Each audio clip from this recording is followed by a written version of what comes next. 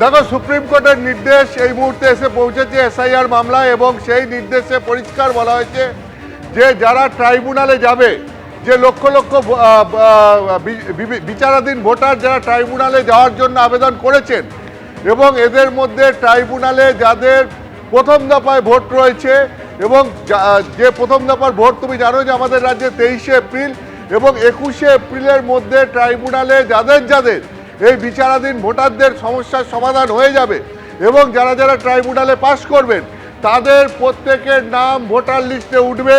তার জন্য supplementary voter list প্রকাশ করতে হবে, এবং 23শে এপ্রিল তারা ভোট দিতে পারবেন।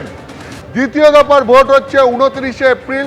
ট্রাইব্যুনালে যারা এই 29শে এপ্রিলের আগে 27শে এপ্রিল পর্যন্ত যাদের ভোটার লিস্টে নাম ওঠার জন্য সমস্যার সমাধান হয়ে যাবে, যারা ট্রাইব্যুনালে পাশ করবেন তারা দ্বিতীয় দফার ভোট অর্থাৎ 29শে এপ্রিল তারা ভোট দিতে পারবেন। এবং এই 27শে এপ্রিল অবধি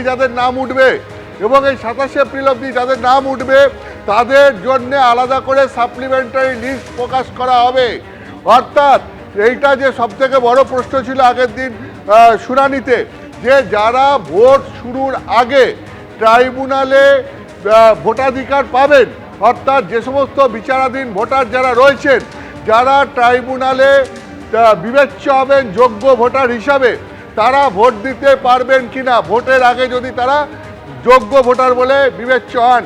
এক্ষেত্রে সুপ্রিম কোর্ট আজকে তার যে রায় দিয়েছে সেখানে পরিষ্কার বলেছে যে প্রথম দফার ভোট 23শে এপ্রিল, তার আগে 21শে এপ্রিল অবধি যারা ট্রাইব্যুনালে যোগ্য ভোটার হিসেবে বিবেচনাধীন হবেন তারা ভোট দিতে পারবেন, এবং তাদের জন্য আলাদা করে সাপ্লিমেন্টারি ভোটার লিস্ট বেরোবে। দ্বিতীয় দফার ভোট 29শে এপ্রিল, তার আগে 27শে এপ্রিল পর্যন্ত যারা ট্রাইব্যুনালে পাস করবেন, বিচারাধীন ভোটাররা যারা যোগ্য ভোটার বলে বিবেচ্য হবেন তারা 29শে এপ্রিল দ্বিতীয় দফার আগেই তাদের সাপ্লিমেন্টারি লিস্ট বেরিয়ে যাবে, এবং 29শে এপ্রিল দ্বিতীয় দফার ভোটে তারা ভোট দিতে পারবেন। এই ক্ষেত্রেও আমি বলে রাখি, সুপ্রিম কোর্ট সংবিধানের বিশেষ ধারা 142 ধারা, যাতে সুপ্রিম কোর্টকে বিশেষ ক্ষমতা দেওয়া হয়েছে, সুপ্রিম কোর্ট সেই বিশেষ ক্ষমতা প্রয়োগ করে এই নির্দেশ দিয়েছে, এবং এই নির্দেশনামা একটু আগেই সুপ্রিম কোর্টের তরফ থেকে আপলোড করা হয়েছে। এবিপি আনন্দ, এগিয়ে থাকে, এগিয়ে রাখে।